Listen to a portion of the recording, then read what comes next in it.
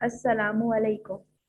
आज का जो हमारा टॉपिक्स ऑफ द डे है वो है types of bank account, types of cheque and term use in bank reconciliation. Okay, bank reconciliation का टॉपिक समझने से पहले आपको चंद ज़रूरी बातें समझनी बहुत ज़्यादा ज़रूरी है। स्टार्ट करते हैं। Types of bank account. मेरे पास तीन तरह के बैंक अकाउंट होते हैं। एक होता है करंट अकाउंट, एक होता है डिपॉजिट अकाउंट, एक होता है सेविंग अकाउंट। तो मेरा करंट अकाउंट होता है, इसके अंदर नाम से ही साबित है करंट, करंटली फ्रीक्वेंटली ट्रांजैक्शन हो रही है, डेली बेसिस पे पैसा विड्रॉ हो रहा है, डेली बेसिस पे पैसा डल रहा है। जो बिजनेस करते हैं लोग, ठीक है, तो वो डेली बेसिस पे पेमेंट उनके पास आ रही होती है, पेमेंट जो है वो दे कर रहे होते हैं। तो वो जो अकाउंट यूज करते हैं वो करते हैं करंट अकाउंट, ठीक है। डिपॉजिट अकाउंट, आप लोगों ने अक्सर देखा होगा, अगर अगर किसी का बैंक जाना हो तो जो वहाँ बैंकर्स होते हैं,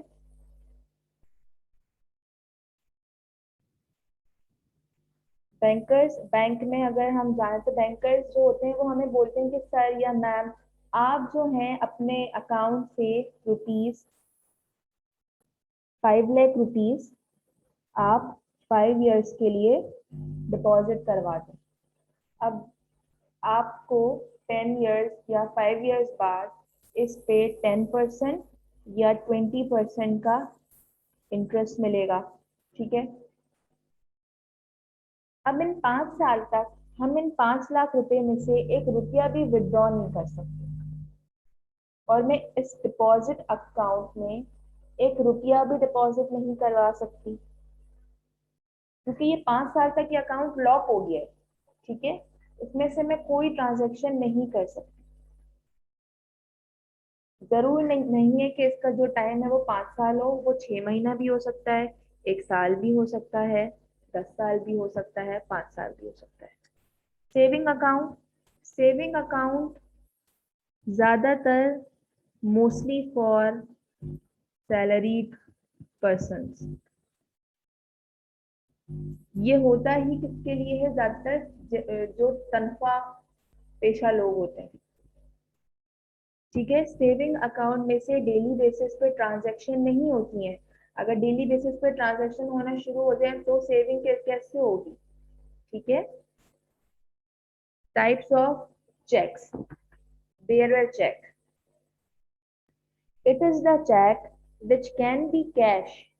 That means the one who have the bearer check can cash it through the bank. तो समझिए, मिस्टर ए ने मिस्टर बी को 10,000 रुपए का एक चेक दिया। मिस्टर बी जो है बैंक गए, बैंक में जाके कैशियर के हैंड ओवर किया वो चेक, और कैशियर ने मिस्टर बी को 10,000 रुपए हाथ में रख दिए, कैश दे दिया। मिस्टर बी का चेक कैश हो गया। तो यही तो बात यहाँ लिखी हुई है, it is the cheque which can be cash. That means the one who have the bearer cheque, मतलब कि यहाँ पे मिस्टर बी के पास चेक था, the one who have the bearer cheque can cash it through the bank. Mister B bank में क्या, उन्होंने चेक विड्रॉ, चेक को कैश करवा लिया। These checks can also be deposited into the bank as well. अब mister B की मर्जी है कि वो कैशियर के पास जाके, वो बैंक में जाके 10,000 रुपए के चेक को कैश करवाएं या 10,000 के चेक को अपने अकाउंट में डिपॉजिट करवाएं, ये उनकी मर्जी है। जो बेरर चेक होता है वो कैश भी हो सकता है और आपके अकाउंट में डिपॉजिट भी हो सकता है। Cross cheque, cross cheque never cash, it must transfer to the account of pay। Cross cheque एक ऐसा चेक होता है, सपोज करें ये चेक है, यहाँ पे 2 लाइन डाल देते हैं, ठीक है।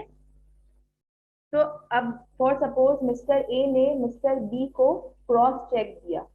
क्रॉस चेक ना हम लोग सिक्योरिटी पर्पस के लिए करते हैं, ठीक है।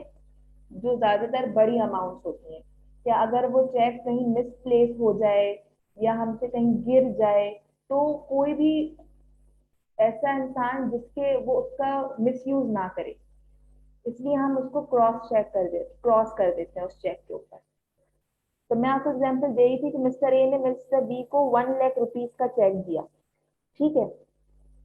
अब मिस्टर बी जो है बैंक गए, जाके उन्होंने कैशियर को दिया, कैशियर ने उनको मना कर दिया कि ये आपका चेक जो है कैश नहीं होगा। क्यों कैश नहीं होगा? क्योंकि ये तो क्रॉस चेक है, क्रॉस चेक नेवर कैश, ठीक। It must transfer to the account of pay, लेकिन ये मिस्टर बी के अकाउंट में चला जाएगा क्योंकि मिस्टर ए ने मिस्टर बी के नाम पे 1 लाख रुपए का चेक बनाया है। Cross cheque never cash, it must transfer to the account of pay. Clearing system, clearing system is a system that clear the cheque. आप लोगों ने अक्सर सुना होगा कि बैंक में हमने चेक जमा करवाया तो हम बोलते हैं कि चेक जो है अभी क्लियरिंग में पड़ा हुआ है। अक्सर आप लोगों ने ये बात सुनी होगी। तो ये क्लियरिंग सिस्टम होता क्या है? अब बैंक, एक एसबीएल बैंक है, ठीक है, एक यूबीएल बैंक है। मिस्टर ए का अकाउंट एसबीएल में, मिस्टर बी का अकाउंट यूबीएल में। मिस्टर ए ने मिस्टर बी को चेक दिया है 1 लाख रुपीज का, ठीक है। आज है 1 सितंबर 2021। आज उन्होंने चेक दिया है, मिस्टर बी के जो अकाउंट का बैलेंस है ना वो पहले से ही है 10,000। मिस्टर बी ने रात को अपने ऐप के जरिए मोबाइल से अपना अकाउंट का बैलेंस चेक किया, तो वो तो सिर्फ 10,000 ही आ रहा था। मिस्टर बी तो हैरान हो जाएगा कि भाई मैंने तो आज अपना चेक जमा करवाया 1 लाख का जो मुझे मिस्टर ए ने दिया था। तो मिस्टर बी जो है बैंक से जाके लड़ेगा नहीं कि आप लोग मेरा पैसा खा गए। पैसा खाया नहीं है बैंक ने। जो मिस्टर ए ने जो मिस्टर बी को जो चेक दिया है ना वो क्लियरिंग प्रोसेस में है। बेसिकली क्लियरिंग सिस्टम में होता क्या है, जो ये देखा जा रहा होता है, बाज दफा अकाउंट में लिमिट्स भी होती हैं कि आया मिस्टर बी के अकाउंट में इतनी लिमिट है कि मिस्टर ए के अकाउंट में इतना पैसा है कि वहां ट्रांसफर हो सके, ठीक है। तो ये सारे प्रोसेस जब सब क्लियर हो जाता है तब वो 1 लाख रुपए 1 से 2 दिन में मिस्टर बी के अकाउंट में आ जाएंगे। आई होप आपको ये समझ में आया होगा टाइप्स ऑफ अकाउंट और टाइप्स ऑफ चेक। अब हम बात कर लेते हैं term use in bank reconciliation.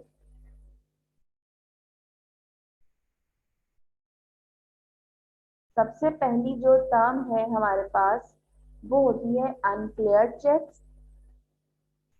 Unclear cheques को अनक्रेडिटेड चेक्स भी बोलते हैं और आउटस्टैंडिंग लॉड्जमेंट्स भी बोलते हैं। Cheque received from the customer and deposit into the bank but they are still in the banking process। अगर आप क्वेश्चन सॉल्व करते वक्त कहीं पे ऐसी कोई स्टेटमेंट पढ़े कि मिस्टर ए ने मिस्टर बी को या जेन ने जॉन को, अली ने सारा को, एक कस्टमर है फॉर एग्जांपल अली ने एक चेक रिसीव किया है अपनी कस्टमर सारा से और वो जाके वो चेक बैंक में डिपॉजिट करवाया, लेकिन वो चेक अभी तक still in the banking process है, तो ऐसा जो चेक होगा वो कहलाएगा अनक्लियर चेक। अनक्लियर चेक को अनक्रेडिटेड चेक भी बोलते हैं और आउटस्टैंडिंग लॉड्जमेंट्स भी बोलते हैं। अब है अनप्रेजेंटेड चेक्स, और अनप्रेजेंटेड चेक्स को आउटस्टैंडिंग चेक्स भी बोलते हैं। मिक्सअप मत कीजिएगा, अनक्लियर चेक को आउटस्टैंडिंग लॉड्जमेंट्स बोलते हैं, अनप्रेजेंटेड चेक को आउटस्टैंडिंग चेक्स बोलते हैं। अनप्रेजेंटेड चेक कौन सा चेक होता है?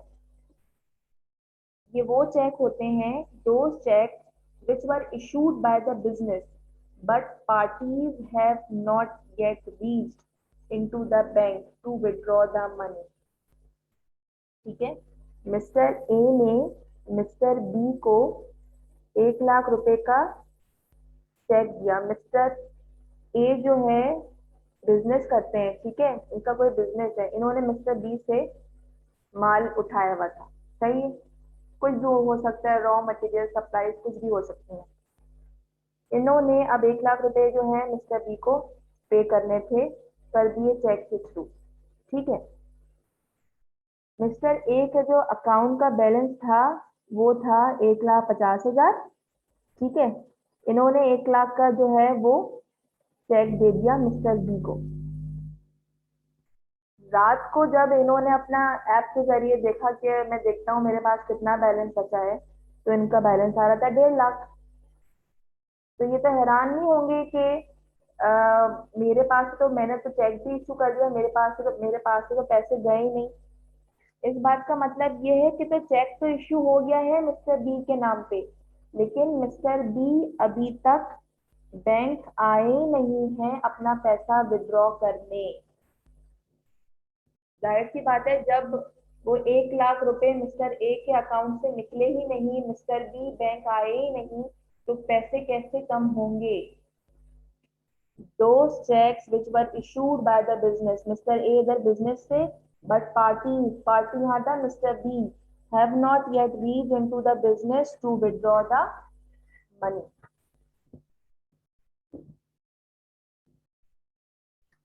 Third one is bank gyro credit. इसको डायरेक्ट क्रेडिट भी बोलते हैं और इसको क्रेडिट ट्रांसफर भी बोलते हैं। when the amount directly transferred into the business bank account। Question में कभी भी आपको ऐसी स्टेटमेंट पढ़े सॉल्व करते वक्त कि जहां पे डायरेक्टली कोई अमाउंट बिजनेस के बैंक अकाउंट में आई हुई है, तो वो आपकी बैंक गायरो क्रेडिट होगी, वो आपकी डायरेक्ट क्रेडिट होगी, या वो आपकी क्रेडिट ट्रांसफर होगी। सही। नंबर 4 जो टर्म यूज होती है वो होती है standing order. Standing order when the business has to pay fixed amount on regular intervals so they can avail the facility of standing order। अब ये स्टैंडिंग ऑर्डर क्या होता है? स्टैंडिंग ऑर्डर ये होता है कि फॉर सपोज मिस्टर ए एक बहुत मसरूफ इंसान है, ठीक है, उनके पास इतना टाइम नहीं होता कि वो हर चीज पे नजर रख सकें। उन्होंने एक गाड़ी ली हुई है बैंक से, ठीक है, मिस्टर एक बहुत मशरूफ इंसान है, सही है, और उन्होंने एक बैंक से जो है कार निकलवाई हुई है।